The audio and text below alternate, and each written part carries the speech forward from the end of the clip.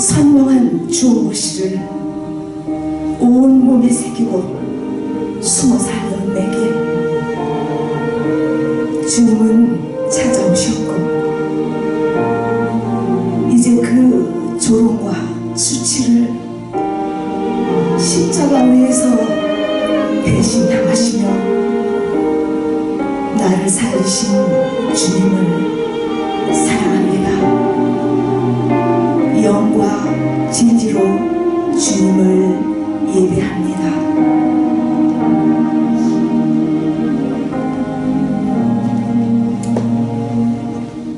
네, 주님, 제가 한 곳에 있었습니다. 주님이 십자가에서 몸찢기시고 피 흘리실 때 저는 아무것도 할 수 없었습니다. 그러나 예수님의 보혈로 모든 슬픔이 사라졌습니다. 내 죄를 위해 고난당하신 구세주 예수님을 찬양합니다. 이제 내 주인 되신 예수님과 함께 남은 삶을 살아가겠습니다.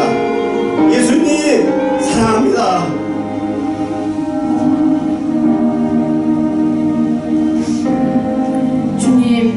주님이 달리신 골고다 언덕에 지금 제가 서 있습니다. 채찍에 맞아 주님의 살점이 패이고 가시멸관을 씌우는 군인들의 저 조롱하는 웃음소리가 들립니다.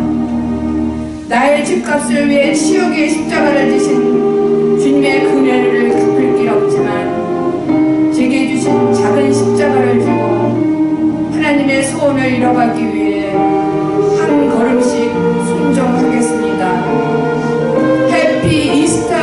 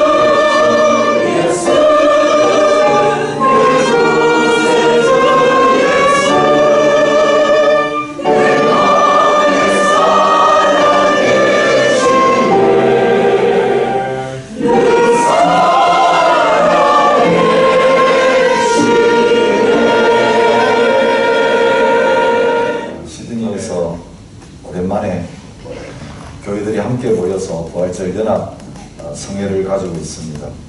김영희 선교사님 오셔서 하나님 말씀 전해주고 계시는데 보통 설교 시간이 3시간입니다.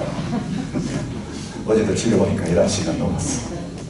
아, 내가 설교를 그동안 너무 짧게 그런 얘기를 했습니다. 1시간은 미니멈 해야 돼. 그렇잖아요. 서론만 하다가 끝나면 사실 수술하다가 배 째놓고 어디가 아프다 해놓고 그냥 다시 배를 닫는 거나 마찬가지구나. 이런 하나님의 말씀이 예리하고 날선 검이라면 그 검에 찔려서 죽든지 아니면 그 검 때문에 수술받아서 회복되든지. 여러분 실제로 하나님이 살아계셔서 우리를 수술하시려고 한다면 반드시 그렇게 하실 것입니다. 물론 제가 길게 안 합니다. 말은 그렇게 해도 짧은 시간 하나님께서 저와 여러분의 마음을 만져주시고 다시 살아나신 부활의 주님, 나하고 무슨 상관이 있는가? 이 세상과 무슨 상관이 있는가?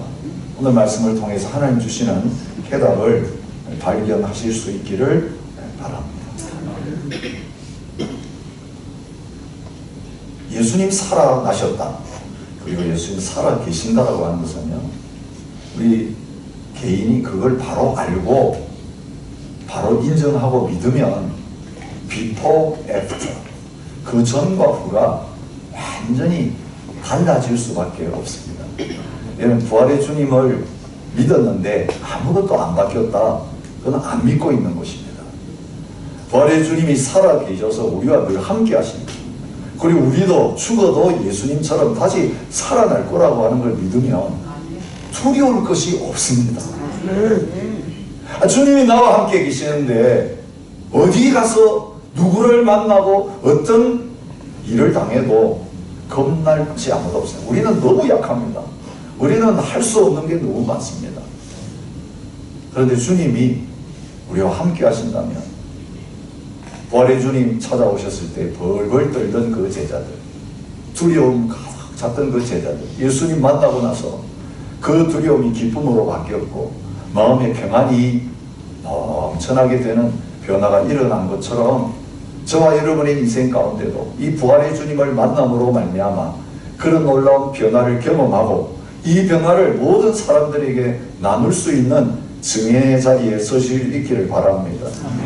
오늘 이 말씀은 예수님 따르던 사람들이 예수님이 십자가에서 죽고 돌아가신 다음에 절망 가운데 빠져서 흩어지는 가운데 있었는데 부활의 주님 만난 다음에 어떻게 바뀌어졌는가 하는 것을 보여주는 말씀입니다. 예수님 살아계실 때에 복음서를 보면 적어도 3번 예언 말씀을 하셨어요. 나 예루살렘 올라가면 거기서 잡혀 죽는다. 죽는다는 말씀을 하셨습니다. 그런데 죽는다는 말씀하시면서 함께 하신 말씀이 있었습니다. 무엇입니까? 사흘 만에 다시 살아날 것이다. 주님 정확하게 언젠가는 살아날 것이가 나가 아니고 사흘 만에 다시 살아난다고 말씀하셨습니다. 예수님 제자들 예수님에게 그 말씀 직접 들었습니다. 근데 예수님 십자가에 돌아가셨습니다. 말씀대로 됐습니다.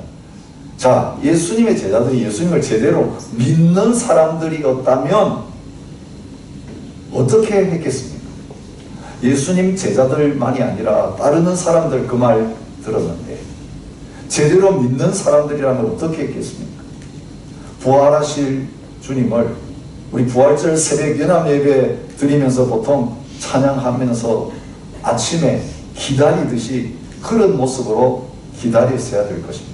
오늘 성경을 보면요, 예수님 부활하셨다 증거하는 이 성경 보면, 이 성경 기록될 때에 이 예수님의 제자들 다 교회 안에서 지도적인 위치에 있는 사람들이었습니다. 그런데 그들이 교회 지도자로 있는 가운데 쓰여진 이 복음서, 예수님의 이야기만이 아니라 예수님 따라다닌 제자들과 예수님 믿는다고 따라다니던 그 무리들, 예수님 살아가실 때에 어떤 모습으로 있었는가 적나하게 보여주십니다. 여러분, 그 지도자들을 미워하고 그들의 부끄러운 부분은 감추고 좋은 부분만 드러내는 것이 하나님의 말씀이라, 이거는 다 거짓입니다. 믿을 수가 없습니다. 정확하게 객관적인 시선으로 복음서를 처음부터 끝까지 한번 읽어보십시오.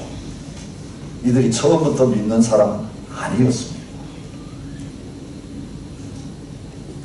주일 아침에 여자들이, 사실 제자들은 찾아오지도 않았는데 무덤에 갔습니다. 왜 갔습니까? 돌아가신 주님 시체에다가 향유를 바르기 위해서 갔습니다. 이미 장례식 다 끝났는데 아무것도 준비하고 있지 않다가 그 예수님 돌아가시는데 기름 하나 발라드리지 못한 그게 너무 안타까워서 예수님 사랑하던 이 여인들이 그 새벽에 찾아간 것입니다. 안식일은 아무것도 못하니까 안식일 지나자마자 캄캄한 아침에 그 무덤으로 갑니다. 무덤에는 돌이 굴려져 있었습니다. 이건 유대인의 무덤 아시잖아요. 우리나라 무덤처럼 그렇게 봉분이 없습니다. 그냥 굴을 파고 그 굴 앞에다가 돌을 딱 막아놓고 또 필요하면 그 돌을 굴려내고 또 장난을 치릅니다. 가족묘와 같습니다. 한 사람 묻고 끝나는 게 아니라 거기에 가족들이 묻히면 또 굴을 돌려서 이렇게 구멍, 입구를 열고 또 시신을 넣고, 그래서 오래 지나고 나면 거기서 다 뼈가 되고, 그 무거운 돌 누가 굴려줄까 걱정하면서 죽은 예수님을 만나러 갔던 것을 보여줍니다. 그 자리에 예수님 따르겠다고 장담했던 제자들 한 사람도 없었습니다. 십자가에서 예수님 죽은 것을 보고 난 다음에 두려움에 벌벌 떨면서 문을 걸어 잠그고 문 안에 모여 있었습니다. 요한복음에는 그 사실을 정확하게 보여주고 있습니다. 여러분, 예수님이 다시 살아나신 것이 사실이 아니라면 기독교는 시작될 수가 없었습니다. 누가 복음 전했습니까? 베드로를 비롯한 예수님의 부활을 믿지 않고 도망가고 배신하고 예수님 부활한 그 아침에도 문 안에 있으면서 벌벌 떨고 있었던 이 비겁한 남자들이 담대하게 나가가지고 순교하면서 예수님은 다시 살아나셨습니다. 그 예수님 다시 살아나셔서 우리와 함께 계십니다. 그거 증거하는 것 때문에 순교의 피가 뚝뚝 떨어지면서 결국 로마를 뒤엎어 변화시키는 놀라운 역사가 나타났습니다. 여러분, 개인을 바꾸고 역사를 바꾸는 이 예수님의 부활이 저와 여러분을 변화시키는 능력이 될 수 있기를 바랍니다. 부활만 믿으면 우리의 문제 다 끝장납니다. 부활의 주님만 믿으면 우리의 근심이 있을 수가 없습니다. 부활을 믿지 않고 반대하던 한 지성인이 부활을 비판하기 위해서 연구하다가 부활을 인정하고 기독교를 변증하는 사람으로 바뀌어졌는데, 조시 맥도웰이라고 하는 분입니다. 그분의 책이 번역이 되어 있습니다. 부활 그리고 당신이라는 제목으로 번역이 되었습니다. 그 서론에 보면 자기가 어떻게 이 책 쓰게 되었는가를 소개합니다. 내가 기독교가 오류가 있다고 논박하려고 시작했을 때 나에게 일어난 일, 이러면서 본격적인 부활의 증거를 이야기하기 전에 자기에게 일어났던 간증을 소개하고 있습니다. 켈로그 대학생의 학생으로 나는 로스쿨에 가서 결국은 정치를 하려고 준비하고 있었다. 정치 학생들 단체 중에 내 관심을 끌었던 그들의 삶이 다른 한 그룹의 학생들이 있었다. 돈, 성공 또는 명예를 위해 살기보다는 오히려 이 학생들은 진정으로 서로를 사랑했다. 나는 7년 동안 매주 우리 농장 노동자 웨인 베일리에게 폭행을 당하는 결손 가정 출신이었다. 그래서 나는 그들이 진정으로 경험하고 나타내는 것과 같은 사랑을 절실히 원했다. 그들 단체의 내부와 외부의 모든 사람들 향한 그들의 사랑은 내게는 이해하기 어려웠다.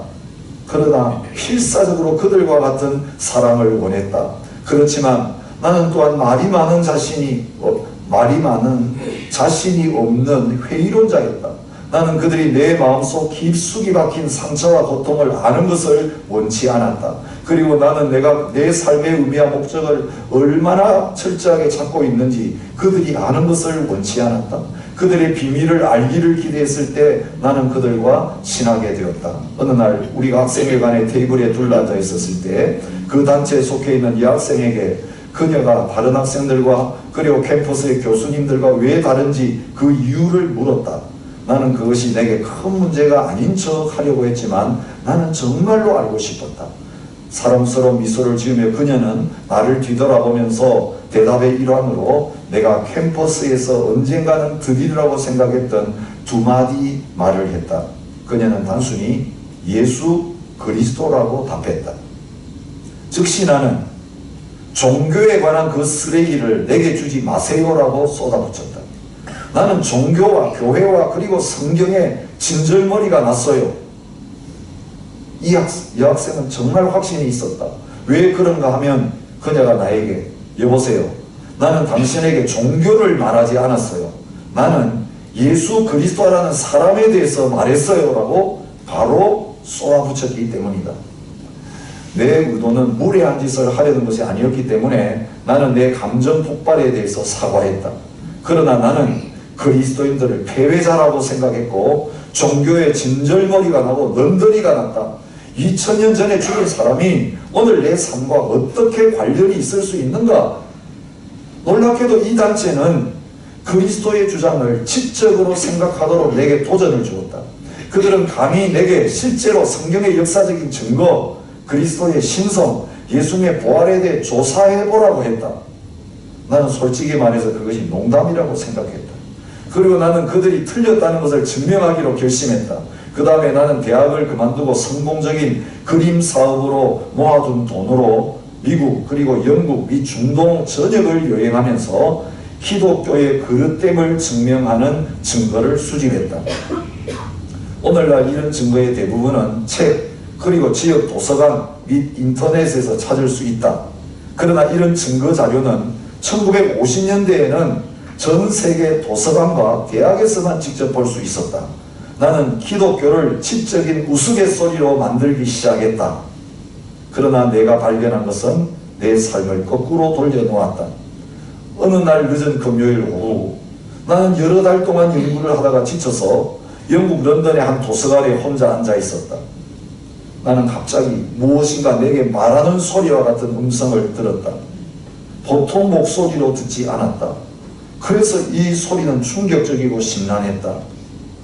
그 목소리는 조시야, 너는 서서 지탱할 다리가 없다고 말했다. 나는 그 목소리를 즉시 억눌렸다. 결국 나는 그 음성을 믿지 않고 기독교를 반증할 작정이었다. 흥미롭게도 그 후 거의 매일 같은 음성을 들었다. 그러나 목소리는 점점 더 커지고 커졌다. 증거를 더 많이 조사할수록 그 증거는 내가 이루고자 했던 것과 반대되는 결론에 이르게 했다. 내 목표는 기독교를 반증하는 것이었지만 내 연구는 성경은 믿어도 되고 예수님은 하나님이시며 3일 만에 죽음에서 살아나셨다는 결론으로 나를 이끌었다. 비록 이 모든 것이 사실임을 알았지만 처음에는 예수님을 따르기 위해 나의 삶을 맡기는 것에 저항했다. 나는 사람들이 나를 어떻게 생각하게 될지 그리고 신자가 되기 위해 감당할 희생을 두려워했다.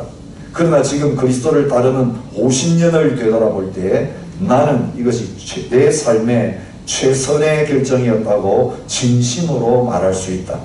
증거가 내 관심을 끌었지만 궁극적으로 내 마음을 사로잡았던 것은 내가 나의 여정 시점에 그 대학생들의 삶 속에 나타나 보았던 하나님의 사랑이었다. 이 책은 내 아들 시온과 내가 함께 쓴 책이다. 당신이 신자라면 우리는 이 책이 당신의 믿음이 확실한 근거가 있음을 알도록 하기 위해서 당신에게 몇 가지 증거를 제공하기를 기대한다. 당신이 동의한다면 이 책을 비기독교인 친구와 나누어 보는 것을 고려해 보는 것은 어떨까? 당신이 회의론자라면 우리 모두가 바라는 것은 당신이 열린 마음으로 이 책을 읽는 것이다. 예수님이 실제로 죽은 자 가운데서 살아나셨고 그분이 하나님이심을 확인한다면 그분을 따르는 것보다 생전에 더 중요한 것은 없다. 예수님이 죽은 자들 가운데서 부활하지 않으셨다면 그렇다면 그건 모두 고약한 농담거리이기 때문에 당신은 잃을 것이 없다. 예수 그리스도 이상 세상을 바꾼 사람은 없다. 그뿐이랴 예수님은 오늘날에도 삶을 변화시키는 일을 계속하신다. 이제 부활에 대한 증거와 그 증거가 당신의 삶에 어떤 의미를 주는지 검토해보자.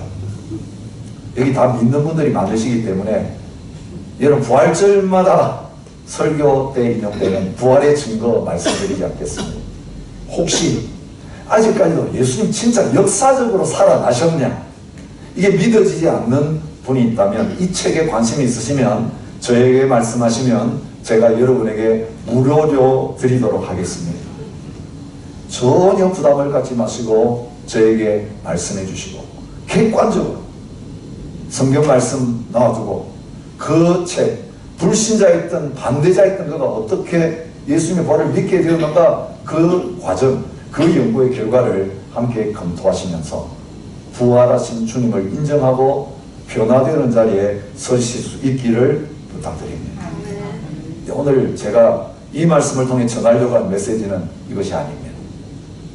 개인의 변화, 십자가 부활의 복음을 믿고 내가 구원받았다, 천국 간다. 예수님의 부활은, 예수님의 십자가 복음은 그 수준으로 끝나는 말씀이 아니에요. 여러분, 부활을 목격한 여인과 제자들의 이야기, 그 증인들의 이야기를 한 다음에 예수님은 그 만나는 사람들에게 가장 중요한 것을 부탁하시면서 떠나가고 계시는 것을 볼 수 있습니다. 여러분, 오늘 본문에 우리의 궁금증을 불러일으키는 말씀이 있습니다. 여인들이 먼저 예수님 만났습니다. 그 천사를 만났습니다. 예수님 직접 만나지는 못했습니다. 무덤이 비어있는 거 보았습니다. 거기에 천사가 있는 거 보았습니다. 근데 그 천사가 그 여자들에게 부탁한 말씀이 7절에 나옵니다. 또 빨리 가서 그의 제자들에게 이르되 그가 죽은 자 가운데서 살아나셨고 예수님 살아나셨다고 그들에게 이야기해라.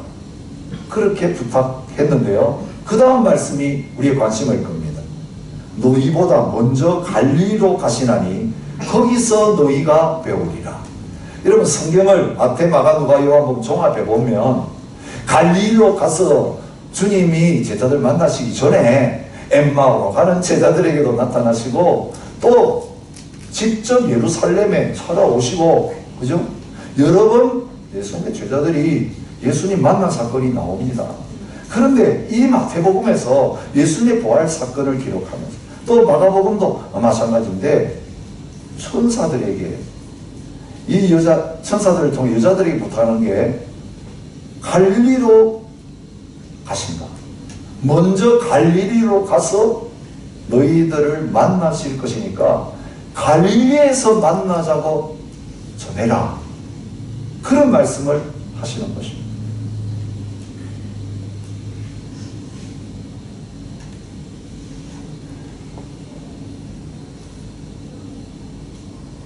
이 갈릴리 어떤 곳입니까?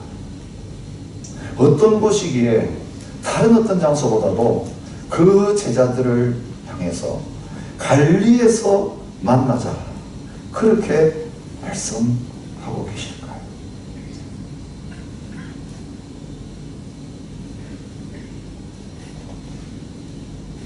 두 번씩이나 갈리로 가라. 여러분, 제자들이 처음 예수님 만났던 장소가 갈릴리였어요. 예수님의 부르심을 받고 모든 거 다 버리고 예수님을 따라왔던 장소가 갈릴리였어요. 예수님의 사역을 갈릴리에서 시작했어요. 예수님 갈릴리에서 사셨어요.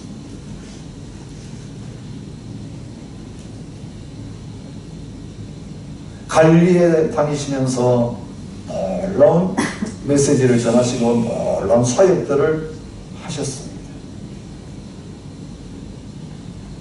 그런데 갈릴리에서 예수님 만나고 모든 거 다 바치면서 첫사랑의 감격에 가득 찼던 이 제자들, 기대를 가지고 예루살렘까지 올라왔는데 예수님이 십자가에서 죽어버리시는 것을 보면서 그 꿈이 깨지고 그 기대가 산산조각 나면서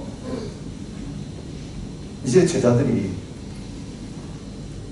가야 될 곳이 어디였습니까? 어디로 가려고 하고 있습니까?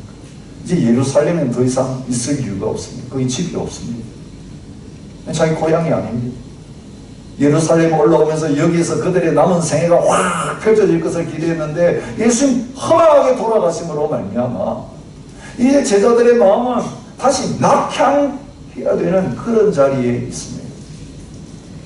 여러분, 요한복음 21장에 보면 그 예수님 따르던 제자들 가운데 다시 고기 잡으러 가자, 옛날로 돌아가는, 그리고 고기 잡고 있는 그 처량한 모습을 볼 수 있습니다.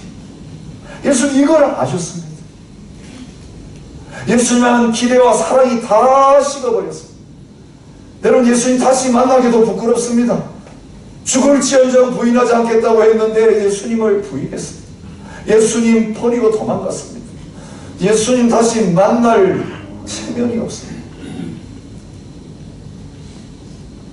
여러분, 터벅터벅 갈릴리 실망하면서 옛날로 돌아가는 그 제자들의 마음과 형편을 아시고 예수님이 하신 말씀입니다. 재미있는 표현은요, 갈릴리에서 그냥 만나자 그게 아니죠. 뭐라고 하십니까? 너희보다 먼저 갈릴리로 가십니다. 갈릴리로 돌아올 걸 아시고 주님이 먼저 가셔서 폐잔병이 되어서 돌아오는 그들을 거기서 기다리고 계십니다. 숲을 피워놓고 거기에 떡 구워놓고 숲을 째면서 배신했던 그들의 기억을 주어 그 베드로에게 상기시키십니다. 너희 고기 잡은 거 있느냐 좀 가져오너라. 고기 구워서 같이 먹자.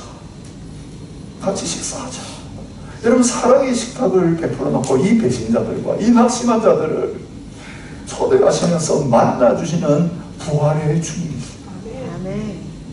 여러분, 부활의 주님이 찾아오시는 순간은 우리가 충성하고 우리 하나님께서 뭔가 많은 일을 하고 주님 저 만나주세요. 저는 이 정도면 됐지요. 바리새인과 같이 의롭다고 하는 그 사람들에 대해서 주님 별로 기대와 관심이 없으셨습니다. 실패한 사람. 여러분 보면 이 제자들이요, 요즘 다시 만난 다음에 갈릴리에서 만났어요. 그죠? 이 갈릴리에서 만나서 정하시던 사람 어딘지 모르지만 가서 만났는데 예수님께 막 엎드려서 예배하는데 어떤 사람도 있었다고요? 예수님 부활한 주님 만나놓고도 의심하는 자들도 있더라. 형편없는 사람들입니다. 여러분, 예수님의 부활을 위해서 내가 이제 나와서 복음 전하겠다, 죽겠다 이런 용사들이 아니었다고요. 부활의 주님 만나놓고도 긴가민가, 유령인가 아닌가, 우리와 똑같은 의심투성이에요. 나는 내 손으로 만져봐야 믿겠다. 도마처럼 철저한 실증론자, 증거를 보여달라, 그러면 믿겠다는 이런 사람들이 제자들이었어요. 무조건 막 믿음 줘가지고 아멘 믿습니다 이런 사람들이 아니었다니까요. 이런 사람들 제자로 뽑으시고 다 배신하고 부인했는데 다시 살아나신 다음에는 그 처음 그들을 불러주셨던 그 현장으로 돌아가는 거예요. 3년이 우리 한국말로 하면 도루묵이 되고 말았습니다. 도루묵은 고기 이름이라는 거 아시죠? 묵이 아닙니다. 아무 쓸데없는 거. 고기. 여러분, 심혈을 기울여서 이 12명 같이 데리고 다니면서 다 쏟아 부었는데 결국 그 자리로 다시 돌아가 있어요. 주님, 거기 먼저 가서 그 실패자들이 돌아오기를 기다리시면서 그들을 사랑으로 만나주시고 은혜로 만나주시고 말씀 가지고 부활을 증거해 주시고 불신자에서 의심하는 괴로운자에서 믿는 자로 바꾸어 주시는 장소가 갈릴리인 것입니다. 여러분, 지금 혹시 갈릴리로 돌아가신 분이 있는지 모르겠어요. 신앙생활 처음 할 때 참으로 기대가 충만했고 믿음이 충만해서 막 달려왔는데 오랜 세월 지났는데 지금 내 형편을 보면 다시 그 원래 자리에 와서 첫사랑은 다 잊어버리고 껍질만 남아있는, 형식만 남아있는 그런 절망감, 그런 안타까움으로 예수님은 나 같은 건 거들떠보지도 않을 거예요.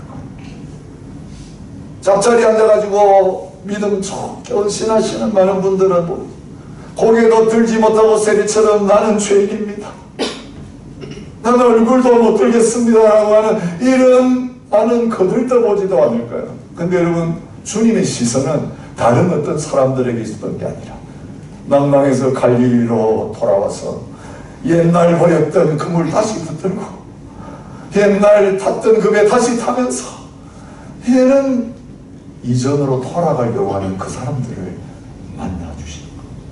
오늘 부활주의 나를 향해 만나주시는 거예요. 나보다 먼저 나를 그 실패의 장소로 와서 기다리시면서 똑같은 방법으로 그물 던지면서 예수님 만났던 그 장면 다시 재현시키시면서 내가 그래도 너를 사랑한다, 너가 나를 선택한 것이 아니라 내가 너를 선택했고 내가 너를 불렀다라고 하십니다. 그 놀라운 은혜를 회복하실 수 있기를 축복합니다. 저는 지금도 여러분을 사랑하셨습니다. 사랑하십니다. 대신했어도 넘어졌어도 다시 처음 자리로 돌아왔습니다. 예수님이 여러분을 향해 주셨던 그 은혜를 다 까먹고 헛되게 만들고 결국은 그 자리에 다시 넘어졌어도 주님은 다시 세우시고 다시 만나주시고 다시 살리시려고 찾아오십니다. 여러분, 우리의 육신이 사는 것보다 더 중요한 것은 우리의 영이 살아나는 것입니다. 우리의 믿음이 다시 살아나는 것입니다. 주님 살아계실 뿐만 아니라 나를 사랑하시는 분이시군요. 여러분, 살아나셨다는 게 오히려 나 같은 거 이제는 찾아오시고 나를 찾아오셔 심판하시지는 않을까. 여러분, 살아났다는 주님이 그들에게 두려움의 대상일 수 있는 거예요. 근데 부활의 주님은 두려움의 대상이 아닙니다. 우리를 심판하시지 않고 우리를 구원하시기 위해서 찾아오시는 분이기 때문입니다. 먼저 이 주님의 놀라운 은혜와 사랑, 갈릴리 그 실패의 현장에서 다시 경험하는 저와 여러분이 되시기를 바랍니다. 근데 이걸 경험하고 나면 그 다음 우리의 남은 삶이 어떻게 되는가, 가장 중요한 것을 가르쳐주십니다. 갈릴리는 첫사랑의 장소, 첫 만남의 장소일 뿐만 아니라 여러분, 마태복음을 통해서 하나님께서 보여주시는 갈릴리의 모습은 어떤 모습이었습니까? 4장 15절 스불론 땅과 납달리 땅과 요단강 저편 해변길과 이방의 갈릴리야, 이방의 갈릴리야.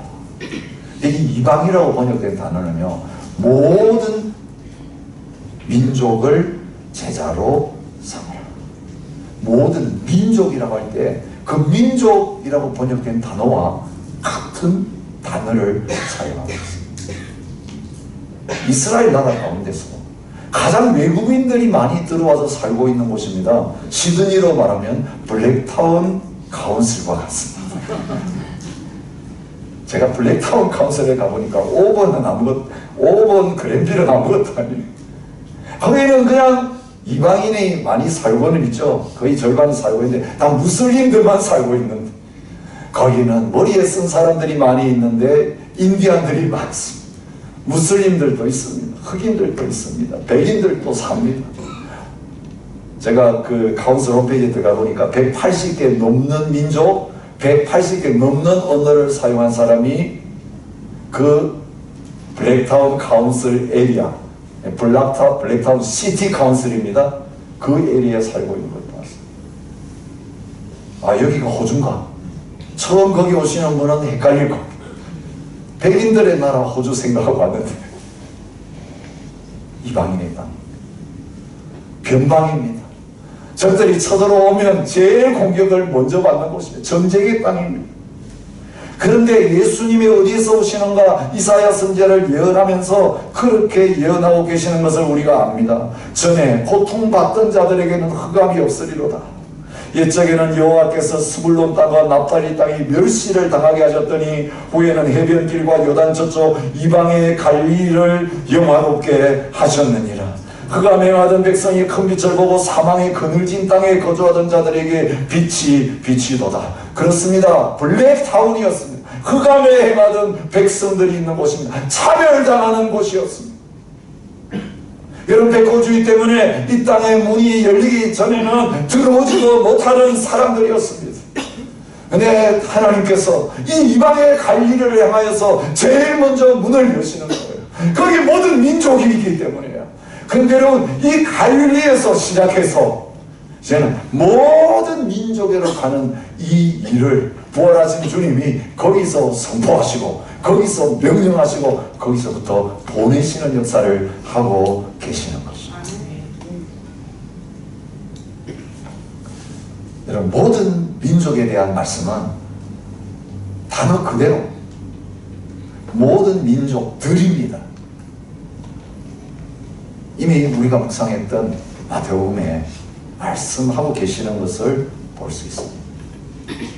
이 천국 복음이 모든 민족에게 증언되기 위하여 온 세상에 전파되리니 그제야 끝이 오리라. 십자가 부활 승천 성령 강림 다음에 주님의 재림 우리가 지금 기다리고 있습니다.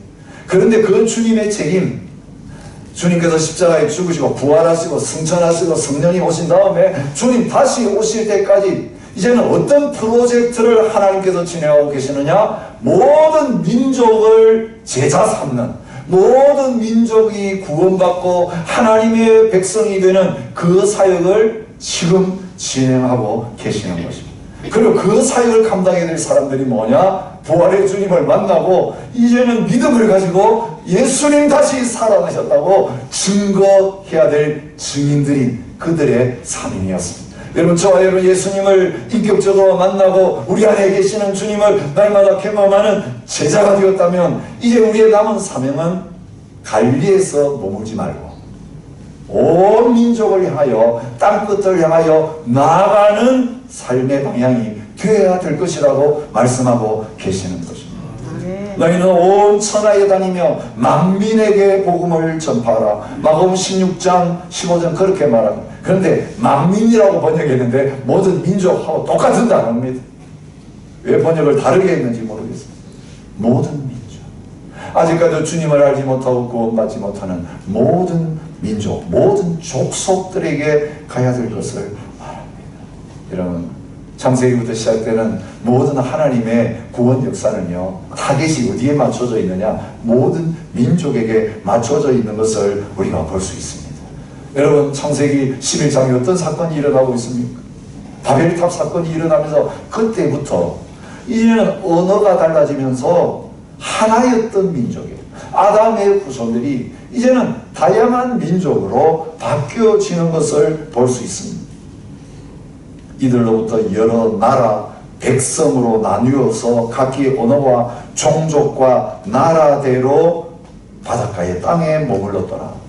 10장에 그 세맘 야벳의 족보를 쭉 이야기하면서 바로 바벨탑 이후에 한 민족이 다른 민족들로 나누어져서 흩어지는 사건이 일어났다는 것을 보여주시고, 구원의 역사를 아브라함을 부르시면서 시작하시면서 하나님이 아브라함에게 하시는 말씀이 뭡니까? 땅의 모든 족속이 너로 말미암아 복을 얻을 것이라 하신지라. 땅의 모든 족속이 너 때문에 복을 얻는 그 일을 하려고 너를 불렀고, 이스라엘 백성을 선택했고 그들을 온 세계 중에 복이 되는 그 민족으로 쓰려고 한다. 그렇게 말씀하십니다. 여러분, 구약의 중간중간마다 하나님의 관심은 그 이스라엘 백성에게만 있는 것이 아니라 온 민족에게 있는 것을 말씀하십니다. 땅의 모든 끝이 여호와를 기억하고 돌아오며 모든 나라의 모든 족속이 주의 앞에 예배하리니. 하나님은 우리에게 은혜를 베푸사 복을 주시고 그의 얼굴빛을 우리에게 비추사 주의 도를 땅 위에 주의 구원을 모든 나라에게 알리소서. 하나님이여 민족들이 주를 찬송하게 하시며 모든 민족들이 주를 찬송하게 하소서. 주여, 주께서 지으신 모든 민족이 와서 주의 앞에 경배하며 주의 이름의 영광을 돌리리이다. 너희 모든 나라들아 여호와를 찬양하며 너희 모든 백성들아 그를 찬송할지어다. 아멘. 우리에게 주신 복이 있어요. 우리에게 주신 은혜가 있어요. 그런데 하나님은 저와 여러분들을 이제 아브라함처럼 본토, 친척, 아이를 떠나서 갈릴리를 떠나서 모든 민족을 향하여서 보내시면서 이제는 모든 민족을 복되게 하는 자가 되기를 원하고 계시는 것입니다. 아멘. 창세기 3장 25절에 아브라함에게 이르시기를 땅 위의 모든 족속이 너의 씨로 말미암아 복을 받으리라 하셨다는 말씀을 다시 상기시킵니다. 갈라디아 3장 8절에 또 하나님이 이방을 믿음으로 말미암아 의로 정하실 것을 성경이 미리 알고 먼저 아브라함에게 복음을 전하되 모든 이방인이 너로 말미암아 복을 받으리라 하였느니라. 모든 이방인이 너로 말미암아 복을 받으리라 했다. 그 창세기 12장의 말씀을 번역하고 있습니다. 근데 모든 이방인, 그게 모든 민족, 오늘 본문에 나오는 말씀과 동일한 단어를 사용하고 있는 것입니다. 우리 비전이 무엇입니까? 이 교회가 존재하는 이유가 무엇입니까? 우리가 지난주에 예배를 시작하면서 선포했던 그 말씀입니다. 이일 후에 내가 보니 각 나라와 족속과 백성과 방언에서 아무도 능히 셀 수 없는 큰 무리가 나와 흰옷을 입고 손에 종려가지를 들고 보좌 앞과 어린 양 앞에 서서 큰 소리로 외쳐 이르되 구원하심이 보좌에 앉으신 우리 하나님과 어린 양에게 있도다. 하나님의 보좌 앞에서 흩어져서 싸우고 나눠졌던 모든 민족이 십자가로 하나 되어서 하나님만 예배하는 그 예배를 드리는 것이 저와 여러분의 소망입니다. 요한계시록 마지막 부분에 하나님 보여주시는 새하늘 새 땅과 하나님 나라 완성되었을 때 모습을 이렇게 표현하고 있습니다. 만국이 그 빛 가운데로 다니고 땅의 왕들이 자기 영광을 가지고 그리로 들어가리라. 사람들이 만국의 영광과 존귀를 가지고 그리로 들어가겠고, 어디로 들어갑니까? 새 예루살렘으로 들어갑니다. 모든 민족들이 자기들의 영광과 존귀를 가지고 그 하나님 앞에 보좌 앞에 나아가서 그 천국에서 하나님을 예배하고 찬양하는 자리에 서게 된다는 것입니다. 여러분, 언젠가 우리 하나님 앞에 서서 천국에서 예배할 때 그냥 빈손으로 가는 것이 아닙니다. 하나님이 이 땅에 사는 동안에 하나님 주신 모든 영광과 존귀, 나에게 허락하신 놀라운 복과 은혜를 가지고 그 하나님을 향하여 드리며 예배하고 찬양하는 그날을 하나님께서는 기다리고 계시는 것입니다. 모든 민족들이 다 주님 앞에 돌아와서 함께 예배하는 그날, 그것이 갈릴교회가 존재하는 이유가 되고 저와 여러분이 아직까지 이 땅에 남아있는 이유가 될 수 있고 우리의 남은 삶에 대한 비전과 꿈이 될 수 있기를 주님의 이름으로 축복합니다. 근데 이 비전을 받아들이고 이제는 그 모든 민족을 주님께 돌아오게 하시려는 그 아버지의 소원, 아버지의 마음을 이루어 드리려고 나가는 자들에게 하나님은 복의 복, 가장 큰 복을 허락해 주십니다. 이번 집회 김영희 성님 계속 하시는 말씀, 복의 복이 뭐냐? 임마누엘의 복이죠. 내가 세상 끝날까지 너희와 항상 함께 있으리라. 여러분, 그냥 가만히 있는데 아무것도 안 하는데 주님 함께 계시면 부담스럽습니다. 여러분, 그렇죠? 죄 짓는데 하나님 함께 계시는 느낌은 너무 고통스럽습니다. 주님 잠깐만 좀 눈 감아주시고 잠깐 좀 갔다 오시면 안 돼요? 이거 위로가 아니에요. 우리 아무것도 안 하고 거룩하는 삶을 살면서 주님 함께 계시는데 생각하기도 싫어요. 그럼 제 마음대로 못 짓거든요. 양심의 가책을 짓다가도 멈칫하거든요. 여러분, 이 약속이 우리에게 실제 희망이 되고 소망이 되고 힘이 되는 건 언제입니까? 내 혼자 했어요. 복음에서 핍박 받을 때예요. 돌맞으면 아니라 순교하기 직전이에요. 스테반이 돌맞아 죽었지만 주님이 함께 계시는 것을 보여주시니 그 얼굴이 해와 같이 빛나는 놀라운 얼굴로 바뀌어졌어요. 주님 함께 하시면 우리의 표정이 바뀔 줄 믿습니다. 우거지 상위변에서 영광스러운 햇빛과 같은 모습으로 바뀌어지게 될 겁니다. 그 변화는 화장빨이 아니라 주님이 함께 하시는 임마누엘의 축복 때문에 그렇습니다. 우리 교회가 임마누엘의 주님 때문에 분위기가 다른 교회가 될 수 있기를 진심으로 축복합니다. 이런 예배 자리에 올 때부터, 성도들 만날 때부터 이 조씨가 캠퍼스에서 저 사람들 왜 저렇게 사랑하나, 저 사람들 왜 그렇게 하나 되어서 그렇게 우리와 다른 모습으로 사나, 그게 그의 관심이었어요. 여러분, 거기에서 어떤 마음의 변화가 일어나요. 이 사람들 무슨 사람들이냐, 도대체 뭘 믿기에 우리하고 똑같은데 왜 이렇게 행복하고, 왜 이렇게 웃음이 가득하고, 왜 이렇게 다 이 별별 사람들이 다 모였는데 안 싸우고, 이민교회는 싸워야 이민교회 아니에요. 또 시끄러워야 이민교회, 또 나눠져야 또 이민교회. 그런데 왜 하나 되어 있는가? 왜 서로 사랑할 수? 여러분, 그것이 우리 안에 거하시는 부활의 주님이 답이 될 수 있기를 축복해요.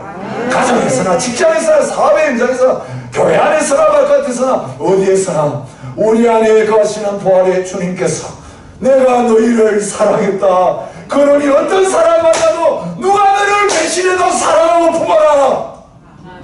여러분에게 함께 하시는 주님이 우리를 떠나지 아니하시면서 온 싸우는 민족을 다 하나님 앞에 모으시기 위해서 우리에게 주신 부활의 능력이에요. 아멘. 우리 자리를 함께 나가시고, 그러면 세상 끝날까지 우리 혼자 보내지 않으시고, 힘들고 어려워서 포기하려고 할 때만 안 돼요 하려고 할 때 내가 너와 함께 하고 있지. 갈릴리를 생각해봐. 그때 내가 너보다 먼저 가서 기다리고 있었어. 지금도 너 넘어질 거 알고, 너 실패할 거 알고, 너 지금 이번 예배 드리고 마치고 기고만장해서 가는데 며칠도 못 가가지고 몇 시간도 못 가가지고 와장창 넘어질 거 알고 또 눈 떠보니까 누가 계세요? 거기 주님 미리 와 계시. 왜요? 다시 일으켜 주시기를. 포기하지 말라. 내가 너를 떠나지 아니하고 버리지 아니하리라. 우리 부활의 주님, 우리 주님이세요. 우리 부활의 주님을 믿는 것, 이 부활의 주님을 다른 사람들이 필요로 하고 있어. 들어보지도 못한 사람들이 그래서 마귀에게 종로를 하고 있어.